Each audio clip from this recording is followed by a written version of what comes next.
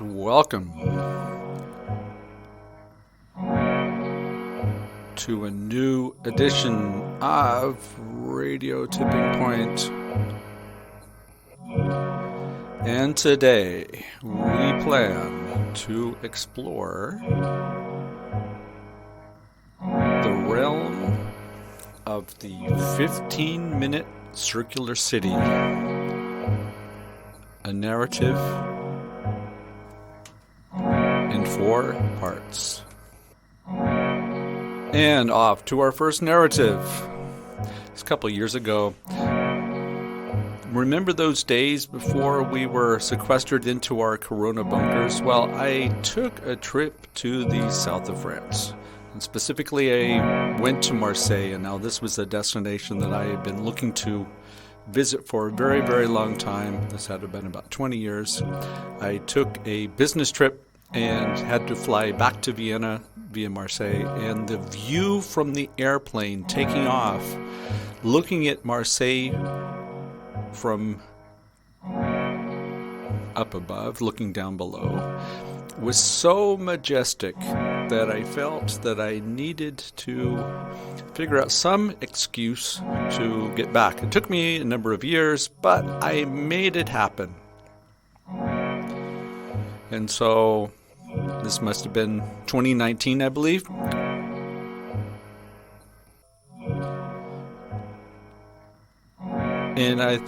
And the trip was definitely worthwhile, but there was an interesting experience I'd like to go ahead and describe to you what took place.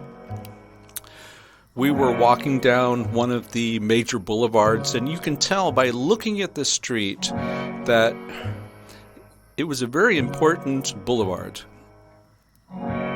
But something was a little bit off.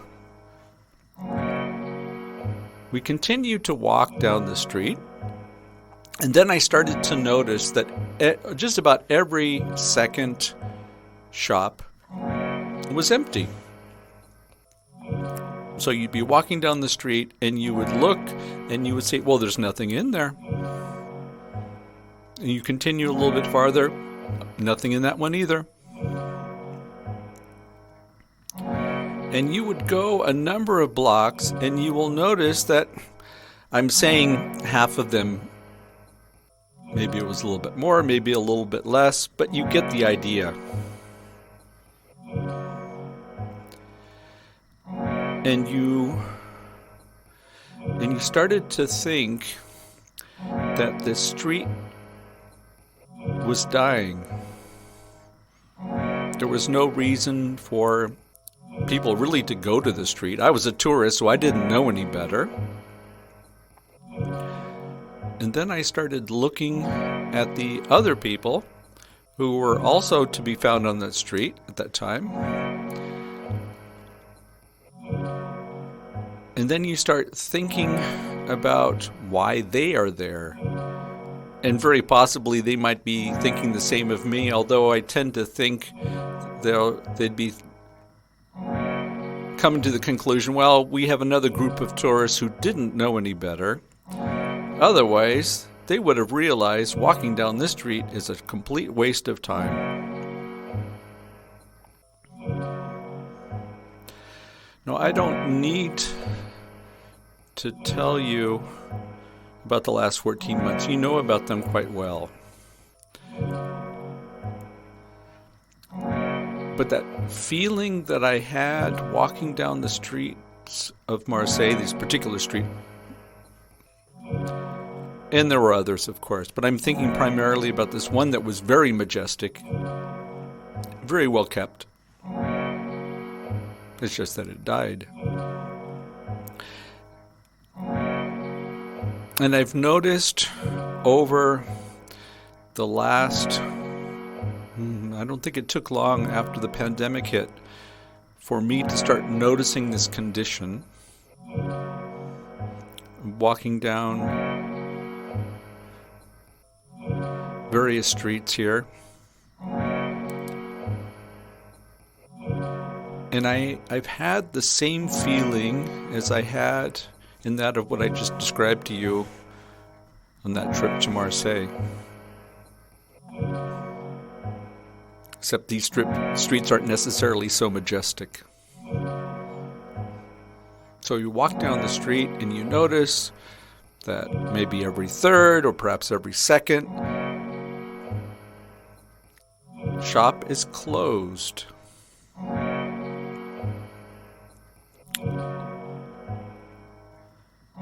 And there weren't too many people out anyways due to our condition.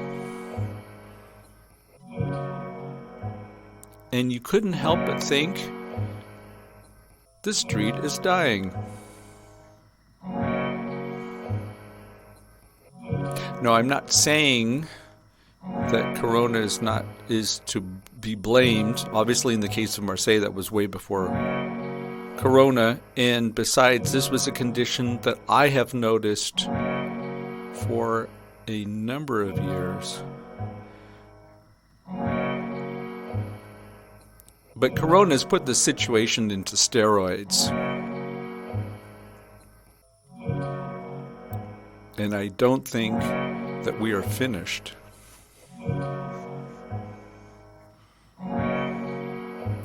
Here's a pronouncement from my end. I tend to think that when the pandemic is over, whenever that may be, and I know that we have the big pronouncements. Tomorrow we're supposed to have our great openings. But you know, and I know, and our friends know, and our relatives know that the pandemic's not over.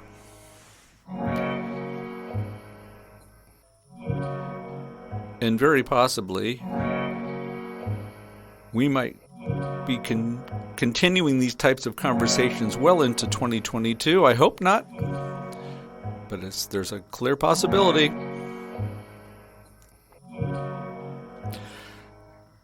So if the situation on our main streets, on the high streets, are that bad now, I don't even want to think about what they're going to be looking like once we have declared the war against COVID-19 to be over. Because that's when the money runs out. And a number of these shops that more or less closed up and were waiting for the day when they can open up again, they're going to realize that they are not prepared. And they are going to be closed too.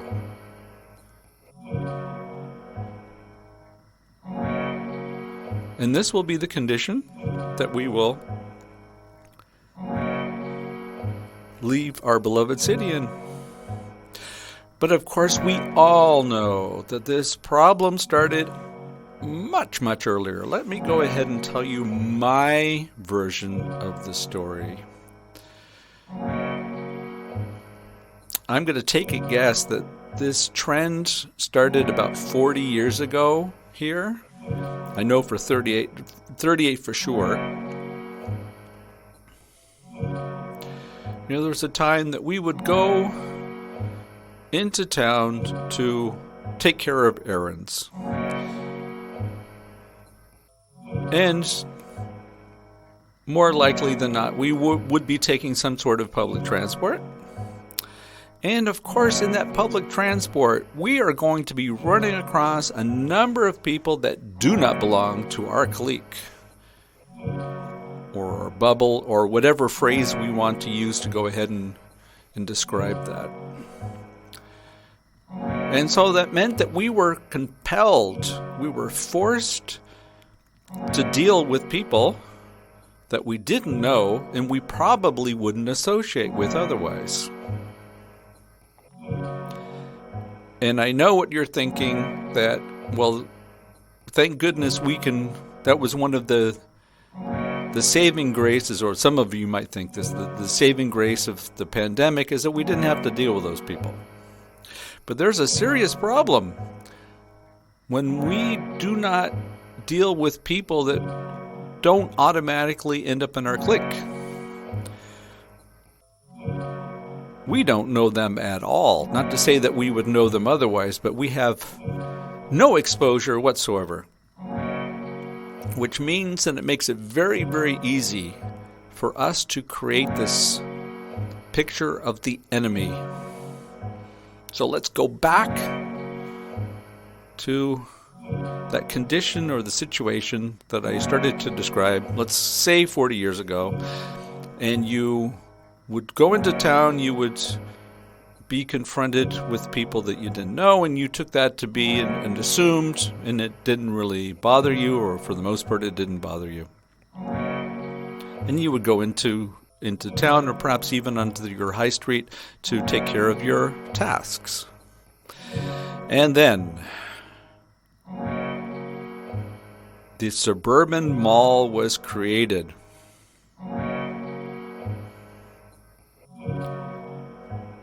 And here I have to admit, it was not a local invention. Like so many wonderful things, it's an import coming across the Atlantic.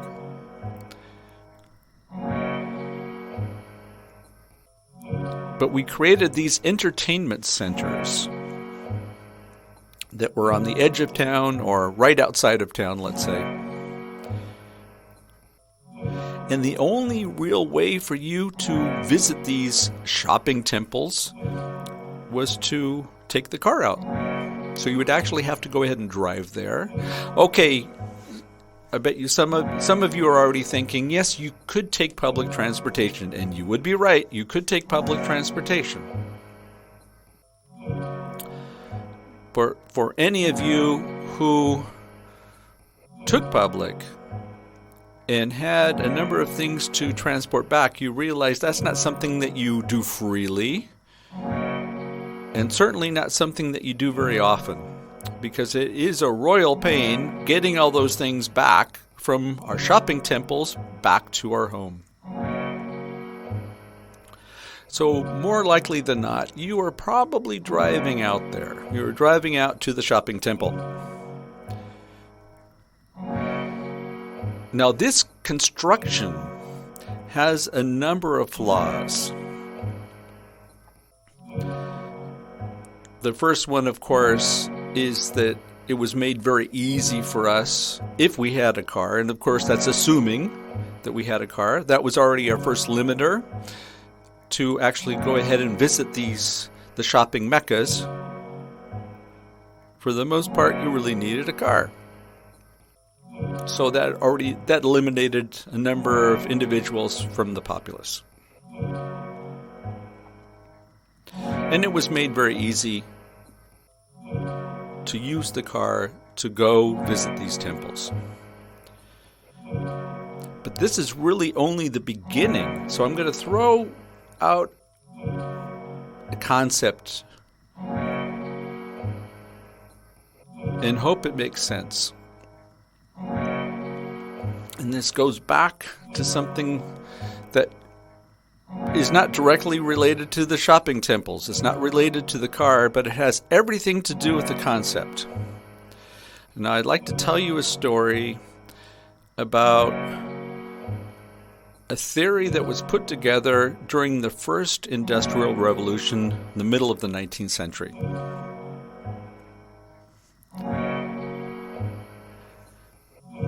There was, of course, looking at the situation in England, that it was no fun to live in a town like London or Manchester because the air was polluted more than we could ever imagine today, certainly here in Austria. And the water quality wasn't much better. And after a while, it started getting on people's nerves. And of course, the air and water quality was something that you could not escape, regardless of whatever social status you might have had at the time. And so there were more and more complaints being raised about this condition.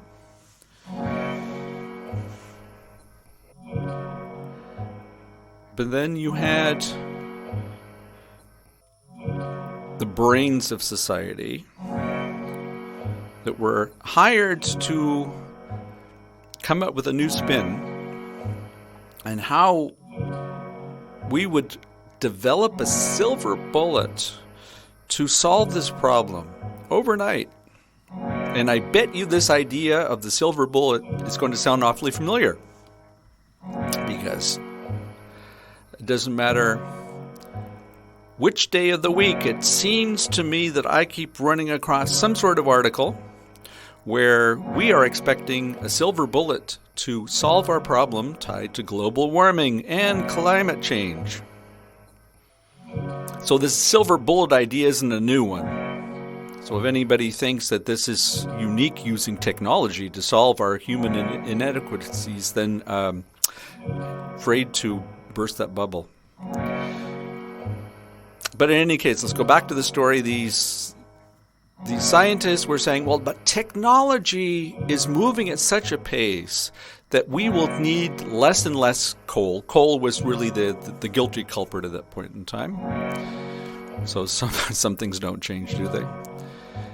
And they would say that just give it a little bit more time and we will get this problem licked. So there was an English economist by the name of William Stanley Jevons, who went out to test this hypothesis. The hypothesis being, if indeed we rely on technology, then technology will solve all our problems. So Jevons went out and looked at this hypothesis and came to the following conclusion. Jevons said, the more we have, the more we use. So what was Jevons actually talking about? If we are able to save coal, it's not as if the coal stays in the ground. We will find new uses for the coal. And I suspect for a number of you, this idea is not going to be earth-shattering. If you think about life for the last 20 years for sure, for some of us a little bit longer, looking at the internet, the more bandwidth we have, the more we use. We build applications to go ahead and fill the bandwidth. The more technology saves us time, the more we consume of that of what was actually considered to be scarce at one time. So I'm asking you to take this idea, the one I just described to you, tied to Jevons paradox. That's what the theory is called, Jevons paradox. And let's transport Jevons paradox to our shopping temple. So we've gone out to the edge of town to buy whatever we needed to buy, or buy whatever we needed to buy. Buy what was to be bought is probably a better description. So we drive out there and we have the car. And so I'm going to go through a thought process with you. Take it for a spin. So you're probably not going out to the shop, this huge shopping mall, all too often. Most likely it's going to be on a weekend, more specifically on a Saturday, like everybody else. And you might have in your mind to buy specific things. But then, of course, you are in the shopping temple and you are being wowed by so many things, so many enticing things. You're being wowed by eye candy. And you just can't stop yourself. So, oh, wouldn't this be nice? And, oh, this is something I always wanted to have. Whether you needed it or not is another question. And besides, I'd like you to think about what I mentioned tied to Jevons paradox and apply it to the use of the car. I have a car, and it has plenty of room, and it would be a shame if I was to leave this shopping temple without filling the car. So that means that you go ahead and you buy all kinds of things that clearly you would not have bought had you taken public transportation out there. That one's a given. That would have been a natural constraint that would have forced you to be very judicious in those things that you picked out. But you didn't have that constraint, so you said, what the hell, let's just go ahead and fill up the car, because it would be a shame to head back home if we didn't totally exploit our experience at these shopping temples.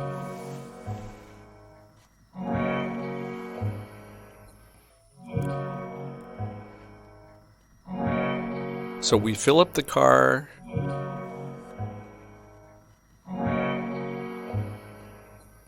and we head home to make the sojourn back to our comfortable apartments in the city. And so all of those things that we were able to fill in the car, we bring them back to our apartment. And the first thought is, where do I put all these things? And of course, the things per se are probably not all that big, because half of that of what we put into the car was packaging. That's right. Because these things that we bought at the shopping temple, they were not produced locally. No. They were not produced locally. They were produced somewhere, far, far away, no doubt. And they needed to be dressed warmly for that sojourn to the shopping temple. So we're left with half of the material that we had packed in the car, yet we don't need that. And of course, the first thing that comes to mind before we start with anything else is, how do we get rid of this stuff? All of this packaging. So we're not really in a sustainable sort of mind. We look at this stuff and say, let's get rid of it. So what is the easiest way to get rid of these things? Well, we take it to the trash receptacle, and it doesn't really matter which one it is, because we're just looking to be convenient, right? And there's something amazing, truly amazing,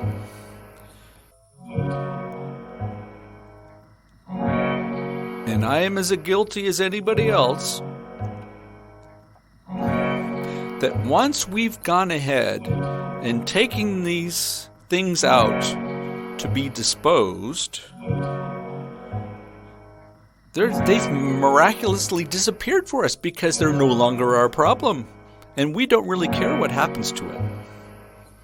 Which might be one of our biggest problems, that we're not aware of what takes place with it.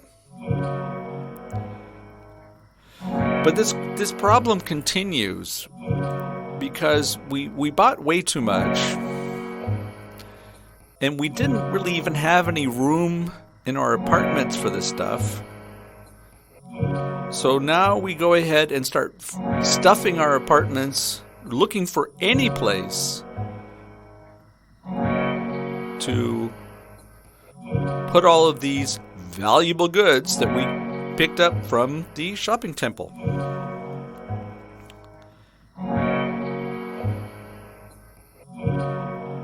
And I'm going to make a bet with you that if you looked at those things that you purchased, that very possibly, or most probably even, you never even use them. They're just taking your space. And especially, this is for those of you who have immersed yourself into electronics, which is probably all the listeners here. You get to the point of where you forget which part belongs to which device, and you can't even use them. because of course all of these devices have different accessories that only work with that one device. So that means that all the trash, because it ended up as being trash, all the trash that we picked up without asking for it from the shopping temple stays in our town. So that's great. The shopping temple gets our money, and we're left with the refuse.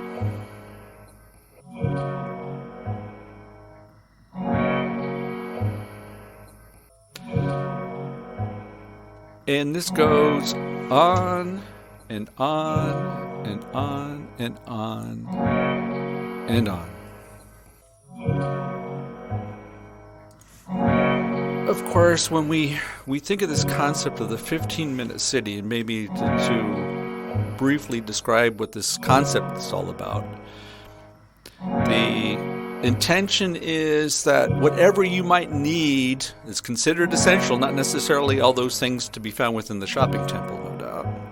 Anything that's essential should be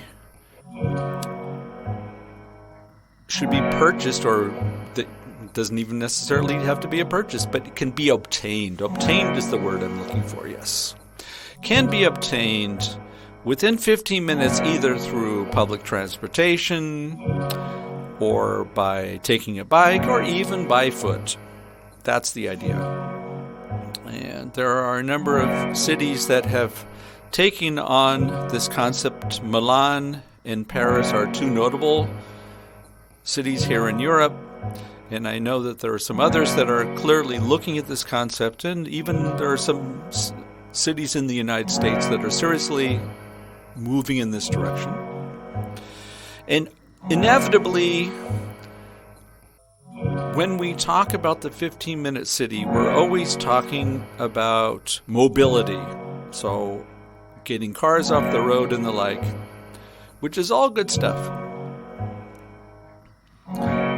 But very often we tend to forget the underlying causes of this affliction and some other serious problems that we need to address. Now, I started this narrative and talking about the trip to Marseille that I took, and obviously the condition that we find a number of our streets here in Vienna due to the pandemic, and I mentioned that I think the situation will clearly get worse. Now, one of the issues that we have, especially if we look at it from a circular economy perspective, the idea is to actually come up with closed loops. And a closed loop means that whatever we are able to go ahead and take from nature, that we're able to bring it back in some fashion. And the idea is the smaller the distance, then the bigger the chances of us actually going ahead and closing those loops. And so for me, this concept of the 15-minute city has a very strong circular undertone, but not necessarily always looking at it from the perspective as the circular economy aficionados would like to go ahead and paint it. It's not just looking at it from an ecological perspective. I think that there's a huge social element. Let me go ahead and go through a scenario that I think you're familiar with.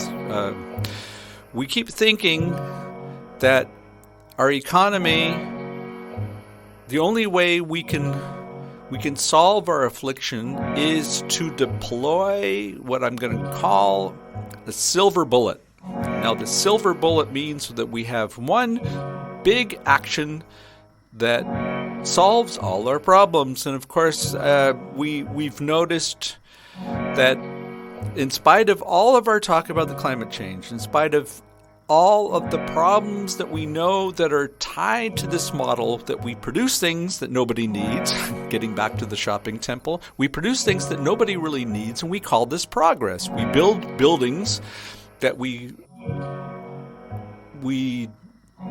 certainly didn't need in this perspective, instead of actually going ahead and saying that maybe we should build buildings that can be refurbished and can be reused for different purposes. No, it's much easier to go ahead and destroy what we have and build something new.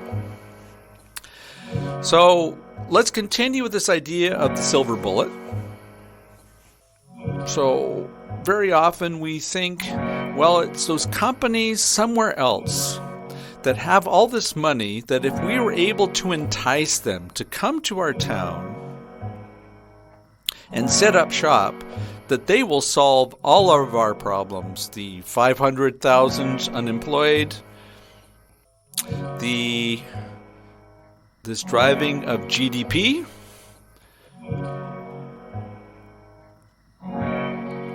and this so-called standard of living that we have. But of course, there's a lot of competition out there, right? And that means we have to put on a very good show. And usually the visuals alone are not going to close the deal, are they? We need to come with a lot of money. And that's how we entice these companies to actually go ahead and set up shop. And of course, we're expecting them to make some sort of promises as well. But there's an inherent flaw in this structure. We don't have any true enforcement mechanisms to make sure that these companies hold to their end of the bargain. So let's go ahead and continue with this narrative, with this story. So the companies set up shop, and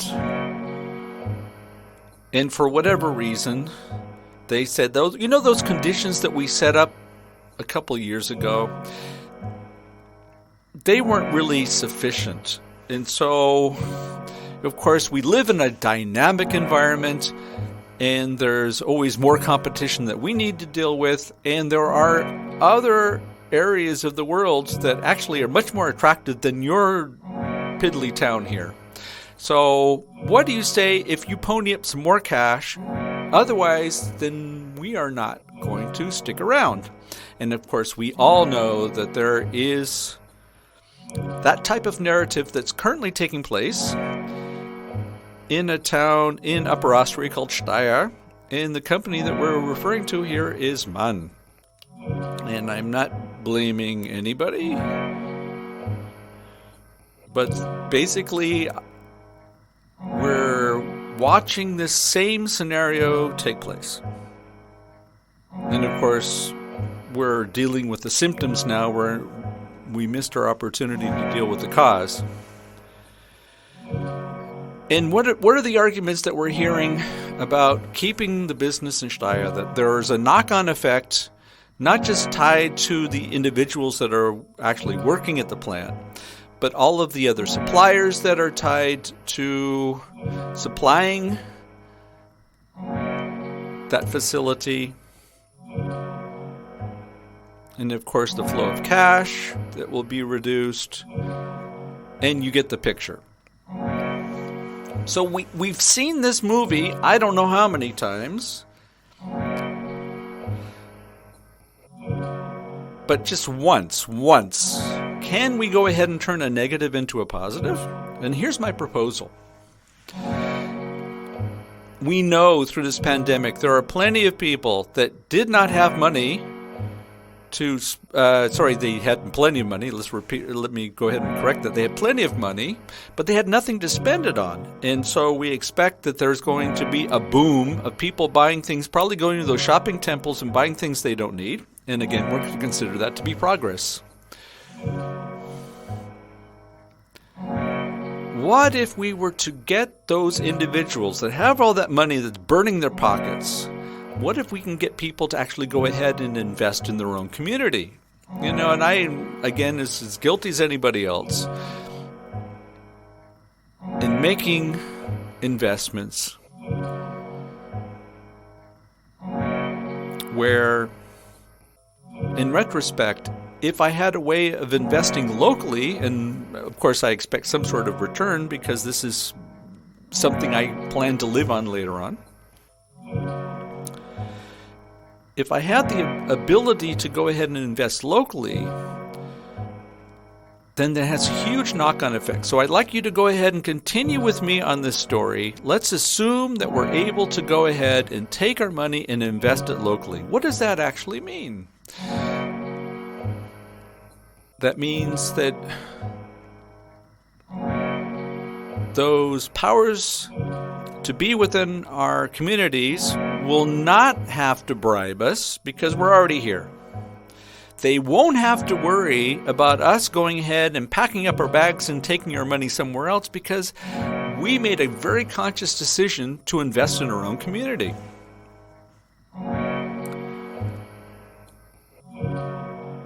And of course, if we go ahead and invest in our community, we expect a return, and that's all fair. But we will make sure that we did not waste our money on this investment. So what does that mean? We're investing in businesses in our community, so we will make sure that they go ahead and run their business the way that we expect them to. And that would entail, of course, proper handling of the employees, that they have establishments that people actually want to go ahead and visit, that they have policies that are regenerative. In other words, getting back to this idea of the closed loops, that they're not going to have the opportunity to shrug off their responsibility tied to solving our problems with all this waste. And of course, if we invest our money in these different shops, do you think we're going to keep that a secret? No. We're not going to keep that a secret. We're going to go ahead and tell all of our friends, all of our relatives, and we're going to encourage them to go ahead and give that a like.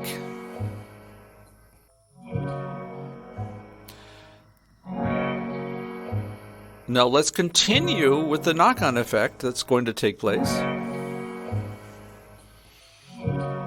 So we've invested in our own community. We come up with the conditions allowing for those businesses to thrive. We will hold them accountable, so there's no question about transparency. And just watch how our communities thrive. So these businesses are doing well. That means that they need more employees. They're doing quite well, and they need to make sure that they stay that way. So all of a sudden, the problem tied to unemployment looks like we have a solution here, right? We care about our community, and we feel empowered. We feel empowered because we were able to go ahead and make a difference.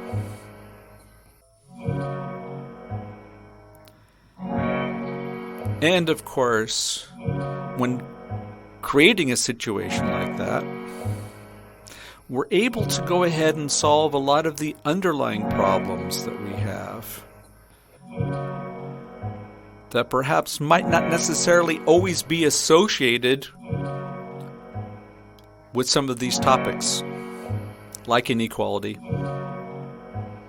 like thriving communities, like quality of life,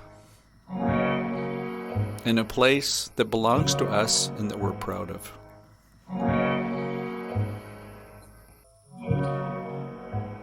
Now you might think this is a pie-in-the-sky idea and that would never fly. And it's pretty typical coming from a Yankee Doodle. You might think that. But I ask you, So are you so enthralled about the alternative? Because the alternative is basically the one that we're dealing with right now. And I don't know about you, but I think we have nothing to lose in trying to improve on something that doesn't require a silver bullet.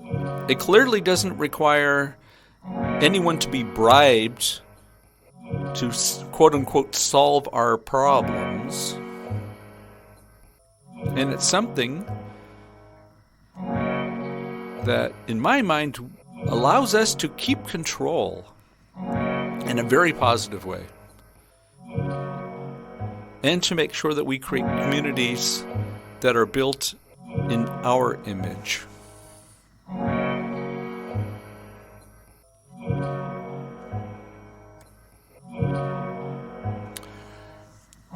Okay, we are in the final throes of this rendition of Radio Tipping Point, where we talked about the concept of the 15-minute circular city.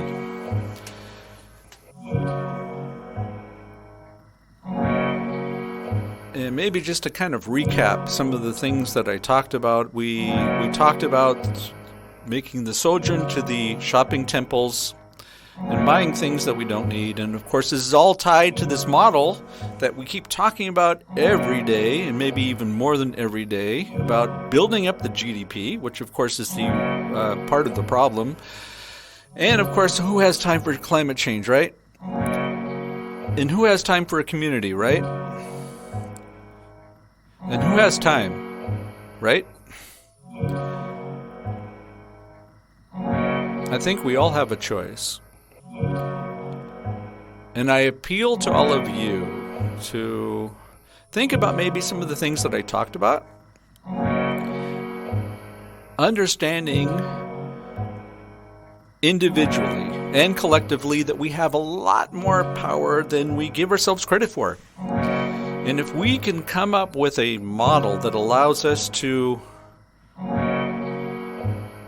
shop locally and not get tied up to this consumerism Jevons paradox, and we can actually help support the businesses on the high street, that we come up with investment models that allow us to invest directly in our own communities and profit ourselves from those investments, that we put the concentration on the closed loops. The closed loops in our society, not just ecologically, but also socially, and that we relish in the fact